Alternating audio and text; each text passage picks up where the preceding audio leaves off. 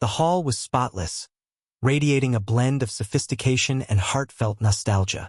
Every corner was adorned with photographs of Anna and Thomas, capturing snapshots of their younger days alongside more recent memories. Vacations, family celebrations, and community events. The tables were meticulously arranged, featuring elegant china and crystal glasses that shimmered beneath the soft glow of the overhead lights. At the center of it all stood a towering cake, decorated with delicate white flowers, symbolizing the 3 decades of marriage everyone had gathered to honor.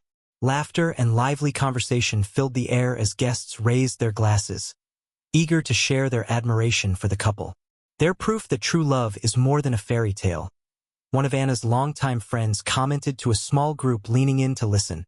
Thomas, ever the gracious host, moved through the room with a friendly smile, while Anna, exuding her usual poise, glided effortlessly between tables, ensuring each guest felt welcomed. To everyone present, they were the epitome of a strong, loving marriage.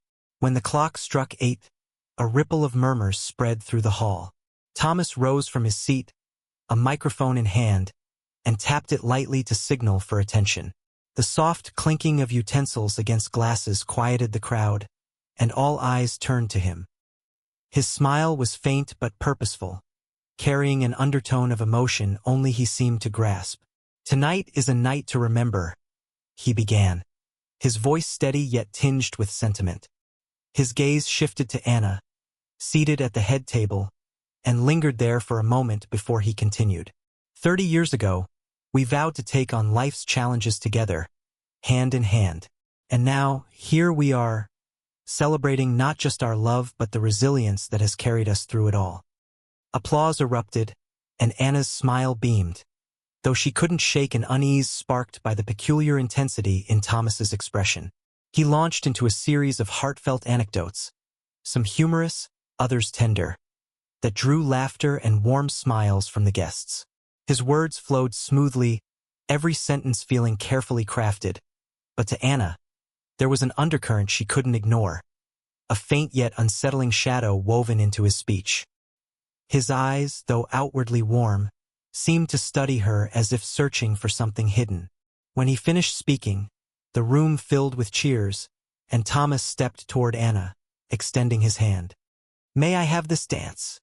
he asked with a soft tone, though the subtle force behind his request didn't escape her. Anna took his hand, letting him lead her to the center of the room. As the band played a slow, melodic tune, they began to move together, their steps synchronized like they'd practiced for this exact moment. Thomas held Anna firmly, guiding her with precision. The music seemed to transport the crowd to a simpler time, where love felt pure and enduring.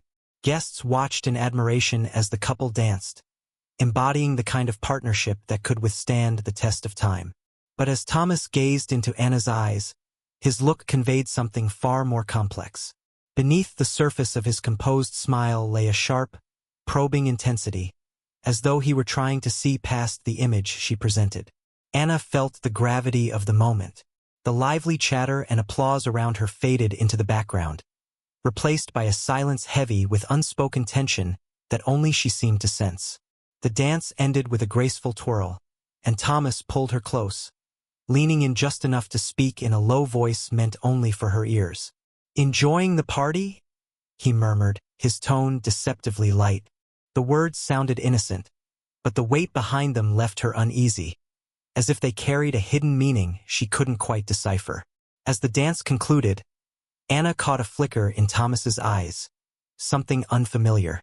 It wasn't the affectionate warmth she was used to. Instead, it was cool, deliberate, and calculating.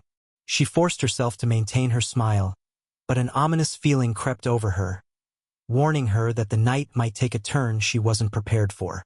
The music carried on, but to Anna, it felt distant, like a muffled echo struggling to break through the growing tension. Returning to their table, Thomas's demeanor remained outwardly cheerful, waving and smiling at the guests. But his grip on her hand was firmer than usual, almost rigid. As they settled into their seats, Anna glanced at him and noticed how his expression had shifted. The warmth from earlier had vanished, replaced by a cold, steady gaze, as though he were biding his time for something she couldn't predict. "Can we talk for a moment?" Thomas asked in a low, measured tone, the weight of his words making Anna pause before nodding faintly.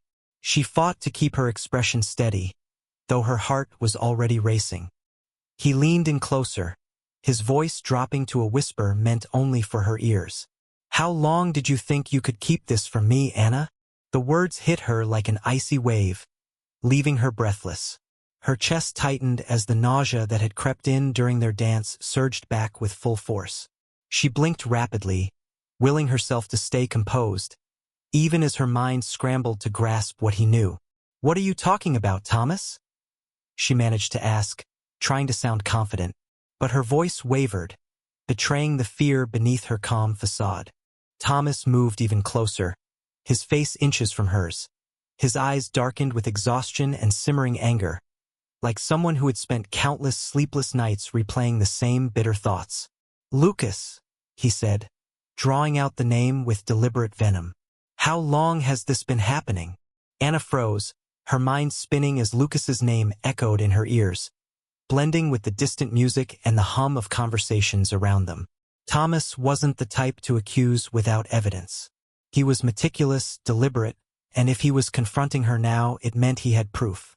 "It's not what you think," she began, but Thomas cut her off with a cold, bitter smile, a stark contrast to the charming host the guests saw that evening. "Not what I think?" He leaned back slightly, folding his arms across his chest but keeping his voice low. "Then explain why I found the messages on your phone, or why you met with him so many times. Did you really believe I wouldn't notice? That after 30 years, I wouldn't realize something was wrong?" Heat rushed to Anna's face, a mix of shame and panic. She had underestimated him, and now she was scrambling for the right words. Something, anything, to soften the blow. But deep down, she knew whatever she said would sound like an excuse. "Thomas, I didn't mean to keep anything from you. Lucas, he lost his wife not long ago, and I was just trying to be there for him. That's all it was, I promise." Thomas shook his head slowly, his expression unreadable as he processed her words. "Helping him?" he repeated, his tone dripping with disbelief. "That's what you call it?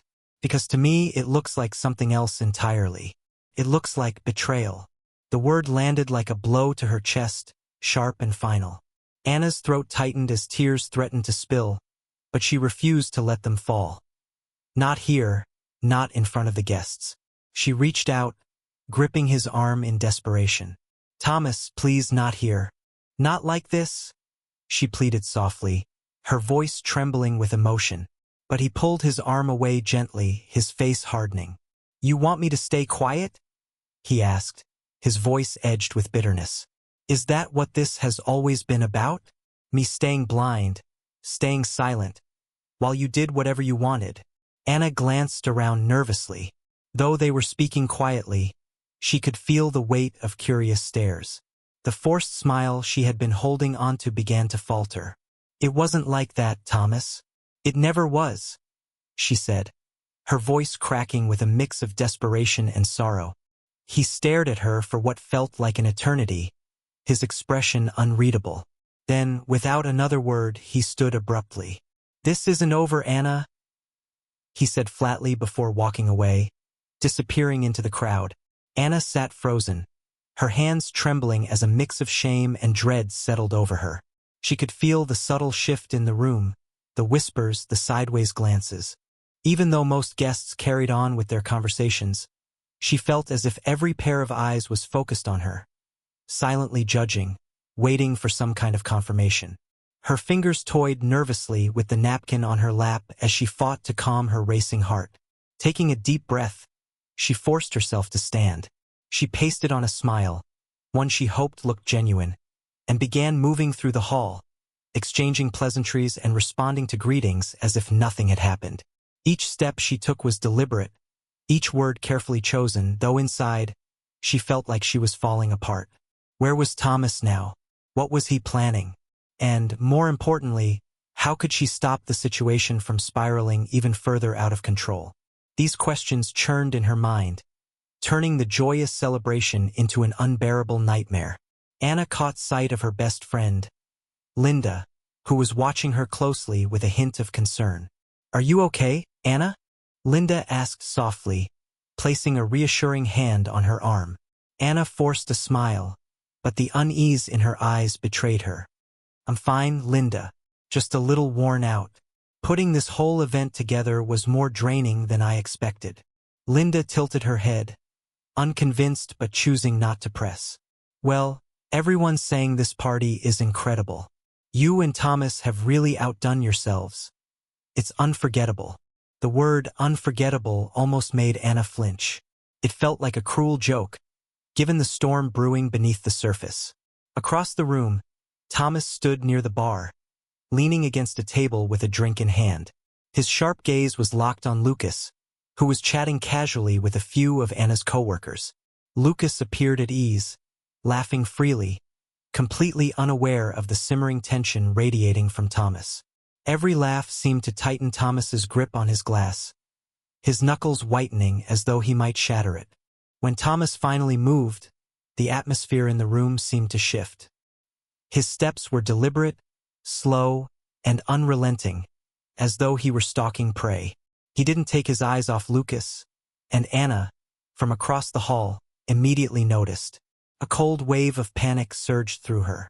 "Don't do this here," she whispered under her breath, though she knew it was already too late.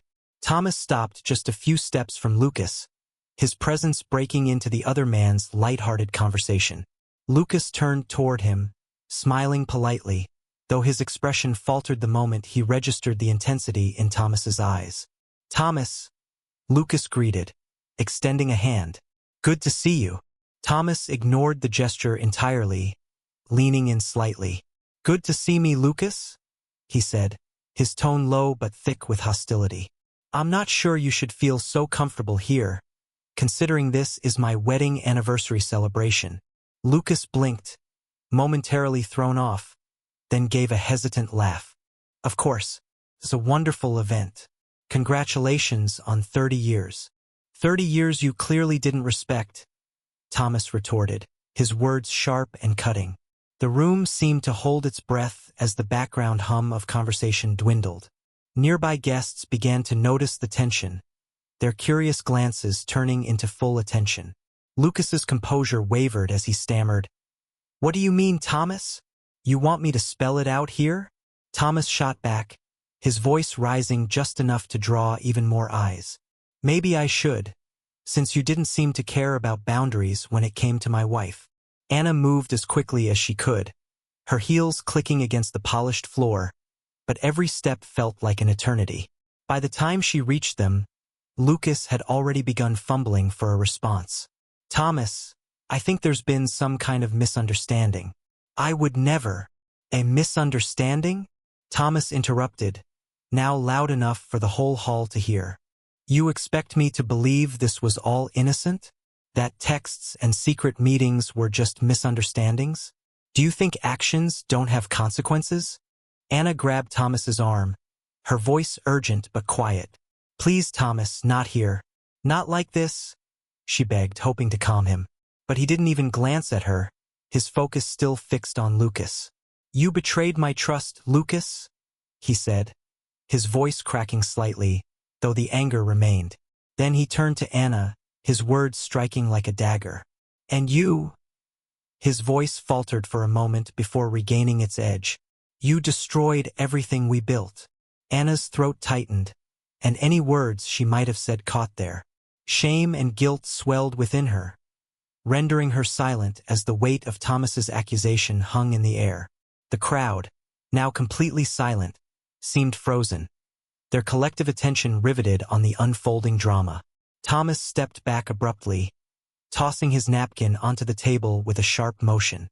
"This party is over for me," he declared, his tone cold and final. He glanced between Anna and Lucas, his next words dripping with contempt. "I hope the two of you enjoy the rest of the evening. You seem to have plenty to celebrate." Without waiting for a response, Thomas turned and walked away, his footsteps echoing through the stunned silence. The guests watched him leave, the air thick with tension as the celebration they'd gathered for crumbled into something unrecognizable. Anna and Lucas stood motionless, trapped under the weight of the crowd's judgmental stares. The silence that followed Thomas's outburst felt heavier than his words, pressing down on Anna like an invisible force. She could feel every gaze piercing through her, but what hurt the most was the hollow emptiness Thomas left behind as he walked out, carrying with him the certainty that something between them had been irrevocably broken. The atmosphere in the hall remained tense, filled with unease as the guests exchanged awkward glances. Conversations resumed in hushed tones, everyone pretending not to have witnessed the explosive scene moments earlier. Yet Anna felt utterly isolated, even in a room full of familiar faces. Her eyes remained fixed on the door through which Thomas had disappeared, the lingering absence cutting deeper than any accusation. Lucas opened his mouth to speak, but Anna raised a trembling hand to stop him. "Not now," she whispered, her voice barely audible. Anything he might say would only add fuel to the fire raging in her mind. Shame, anger, sorrow. Every emotion churned within her, threatening to overwhelm her completely. She didn't need to look around to know that the guests were silently judging her, their opinions solidified by Thomas's departure. The image of the perfect couple they had admired for decades had shattered in an instant, like fragile glass hitting the floor. Steeling herself with a deep breath, Anna made a snap decision. She needed answers. Ignoring the murmurs and concerned looks from friends and family, she walked toward the exit. The crisp night air stung her skin as she stepped outside, but she kept going, driven by determination. Her quick strides led her to the parking lot, where she spotted Thomas standing next to the car, his hands resting on the roof as though he were trying to anchor himself. "Thomas," she called, her voice cutting through the stillness. He turned slowly, his face illuminated by the dim yellow glow of the parking lot lights. His eyes carried a pain she'd never seen before, mingled with anger and deep disillusionment. "Anna," he said, his voice low but steady. "Why are you here? Haven't you done enough damage for one night?" The words struck her like a blow, but she didn't retreat. Instead, she stepped closer, careful to keep a respectful distance yet close enough to meet his gaze. "I'm not running from this," Anna said firmly. "Not now. You're accusing me of things without knowing the full story." Thomas let out a bitter laugh, shaking his head. "The full story?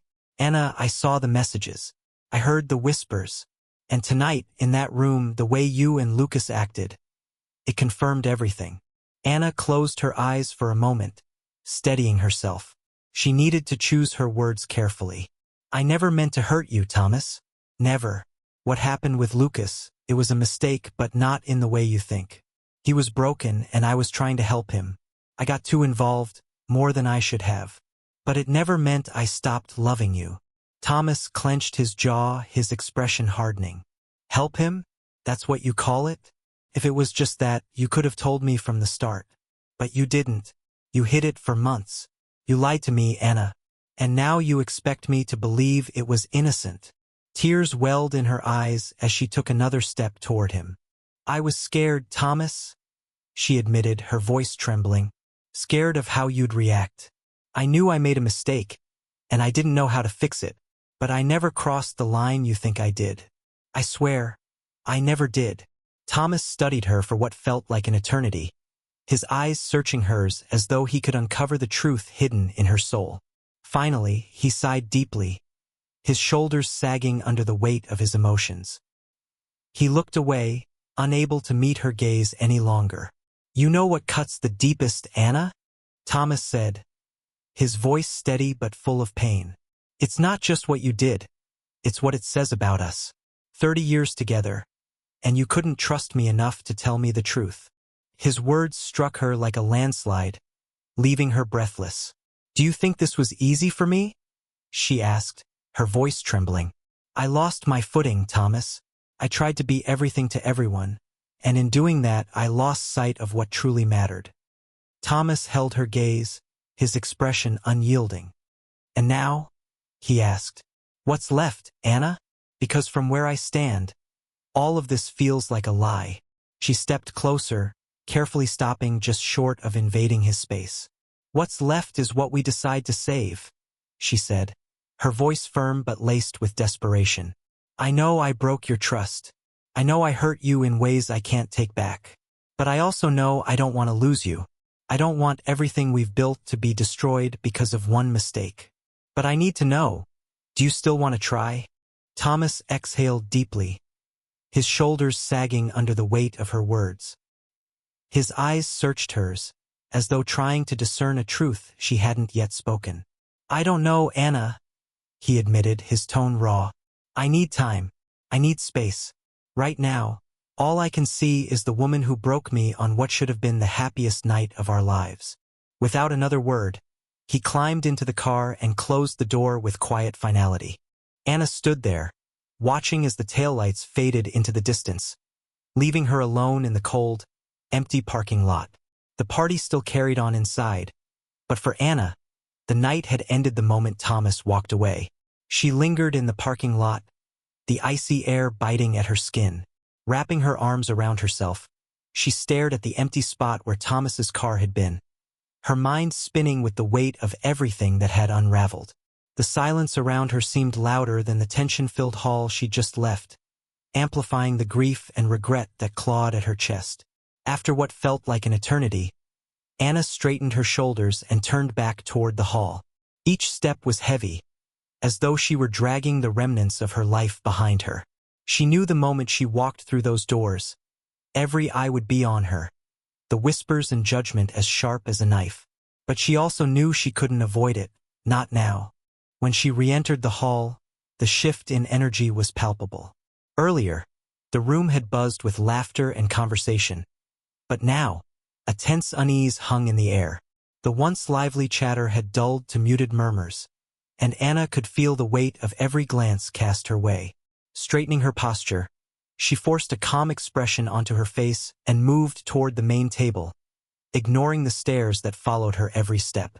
Out of the corner of her eye, she spotted Lucas standing near the edge of the room. His shoulders were tense, his face pale, and his eyes darted nervously between her and the rest of the crowd. Anna's anger flared, not just at Lucas, but at herself. She had let things spiral to this point, and now everything she cared about was hanging by a thread.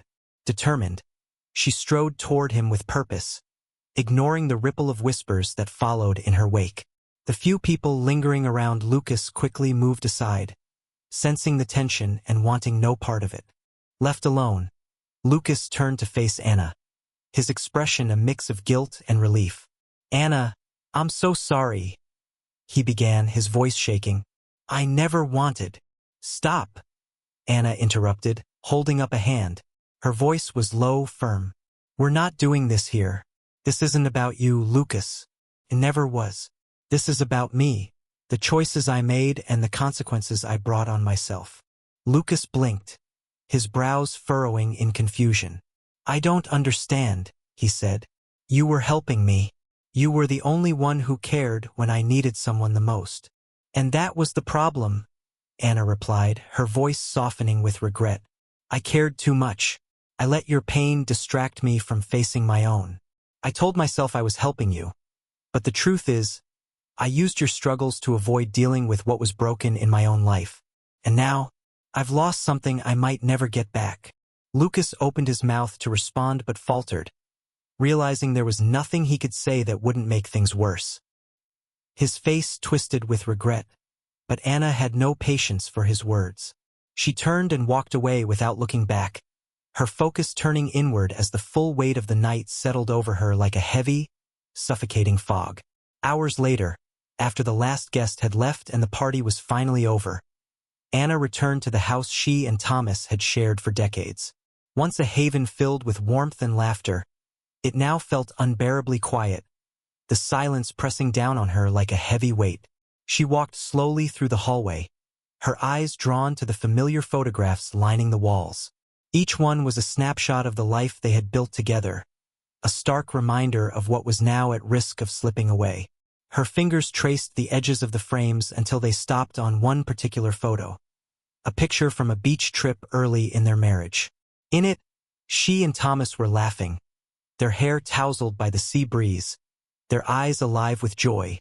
It captured a time when their love had felt simple, unshakable, and infinite. A time that now seemed like it belonged to someone else's life. Anna gently lifted the photo from the wall and carried it to the living room. She sank onto the couch, holding the frame tightly as if trying to draw strength from the memory it contained. As her eyes lingered on the image, she noticed something on the coffee table. An envelope. Her name was written on the front in Thomas's familiar handwriting. Her breath hitched as she reached for it, her hands trembling. She slid the letter from the envelope, unfolding the paper with care. The words on the page struck her like a series of blows, each one heavier than the last.